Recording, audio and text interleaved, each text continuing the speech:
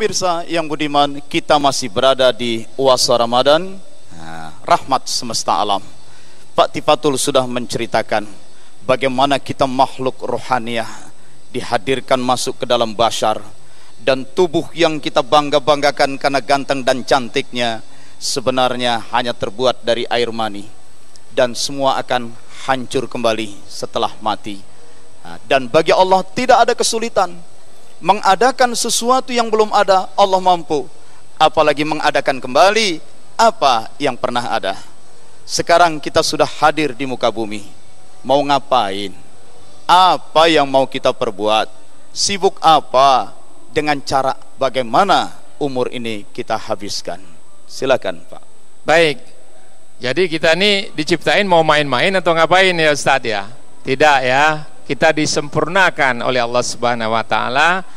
Laqad khalaqnal insana fi ahsani taqwim. Sungguh kami menciptakan manusia itu sebaik-baiknya kejadian ya. Jadi kalau kita bandingin dengan yang di Ragunan, Bu, kira-kira cakep siapa Ibu? Tentu masih cakep manusia begitu ya.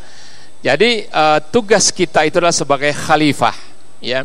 Ketika Allah mengatakan wa idz qulna lil malaikati inni ja'ilun fil ardi khalifah. Ketika Allah berkata kepada malaikat, aku akan menciptakan khalifah di muka bumi ini. Diciptakanlah manusia.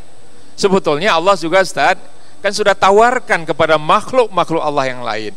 Allah berkata misalnya di dalam surat Az-Zumar atau di dalam surat yang lain mengatakan inna aradnal amanata 'alas samawati wal ardh wal jibal fa abaina ayyahmilaha wa ashfaqna minha wa hamalahal insan innahu kana zaluman jahula.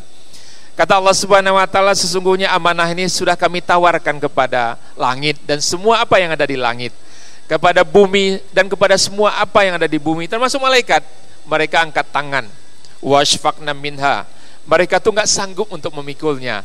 Kemudian amanah itu dipikul oleh manusia, dan manusia itu diingatkan oleh Allah, Ustaz, dia zaluman jahula. Ibnu Katsir dalam tafsirnya mengatakan az-zulmu wud'u syai' fi ghairi wud'ihi. Orang zalim itu adalah menempatkan sesuatu bukan pada tempatnya. Ibu-ibu tahu apa arti khalifah? Kalau dikaitkan dengan subjek yang lebih tinggi, khalifah itu artinya wakil. Abu Bakar, Umar bin Khattab adalah khalifatur Rasul, wakil atau pelanjut penerus Rasul. Tapi kalau dikaitkan dengan objek yang lebih rendah, khalifah itu artinya penguasa, pengelola.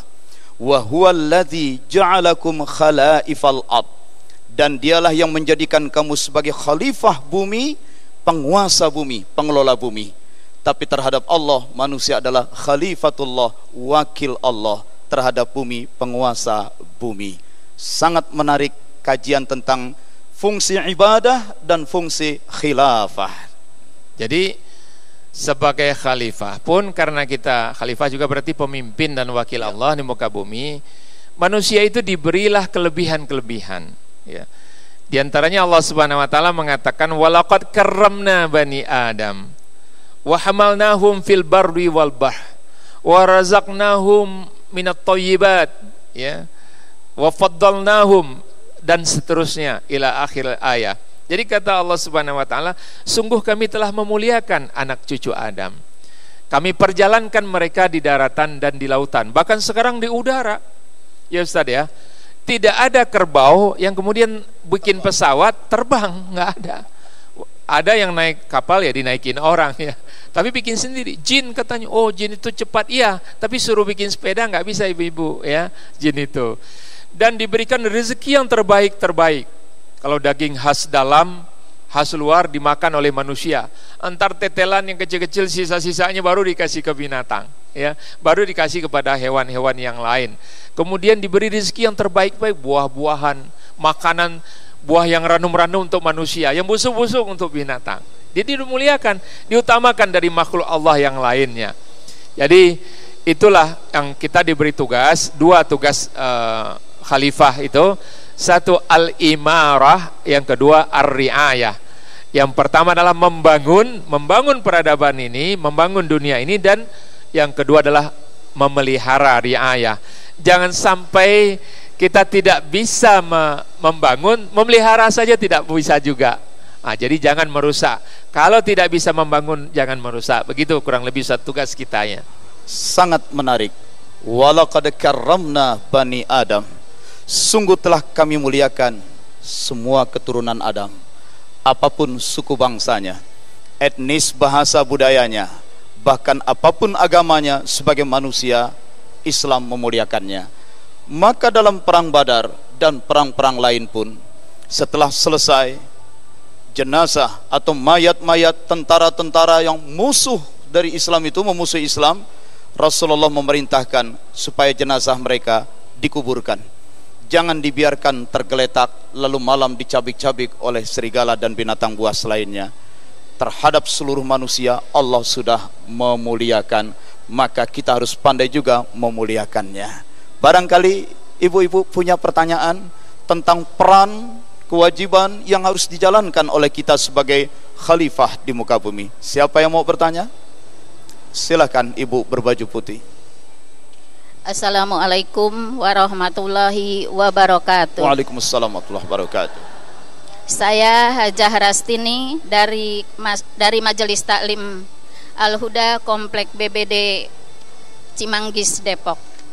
Ustadz, kami akan tanya, kalau menjelang Ramadan apa yang harus kita persiapkan agar khusyuk menjelang ibadah, agar khusyuk menjalani ibadah?